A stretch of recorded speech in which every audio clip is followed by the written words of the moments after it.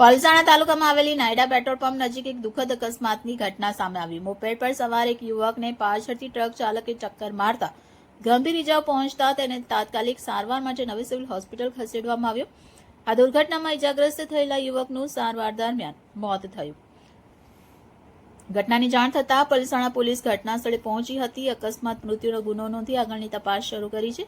પોલીસે ફરાર ટ્રક ચાલકની શોધખોળ શરૂ કરી છે તેમજ આસપાસના સીસીટીવી ફૂટેજની તપાસ પણ હાથ ધરી છે।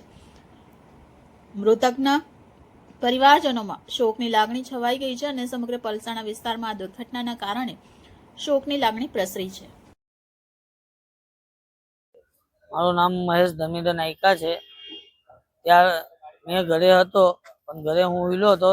ત્યારબાદ મારો ભાઈ ઘરે જ હતો ને ઘરે મારા ભાઈને પેલી છોકરીઓ બોલાવા આવી તો મારી મમ્મી પણ ત્યાં જ હતી। મારી મમ્મીએ પણ ના પાડ્યું એને નહીં લઈ જાઓ તો પણ પેલી છોકરી 2-3 વાર મારા ઘરે આવી ને એને લઈ ગયા કે મારી બર્થડે છે કે આપણે ફરીને આવીએ, ઉધના જવાનું છે એમ કરીને ડાયરેક્ટ એ લોકો આપણે પલસાણા હાઈવે પર લઈ ગયા ને એના પલસાણા હાઈવે પર ગાડી ડ્રાઇવિંગ આવડતી નથી। હાઈવે પર કોઈ દિવસ ડ્રાઇવિંગ કરી બી નથી। વેસમા ગામ પોલીસ ચોકી નાયડા પેટ્રોલ પંપની સામે એક્સિડન્ટ થયું છે। કેટલી ઉંમર હતી, શું નામ હતું? ગણેશભાઈ ધનસુખભાઈ રાઠોડ, એની ઉંમર છે 19। શું હવે તમારી માંગ છે? ટેમ્પો ચાલક ભાગી ગયો છે?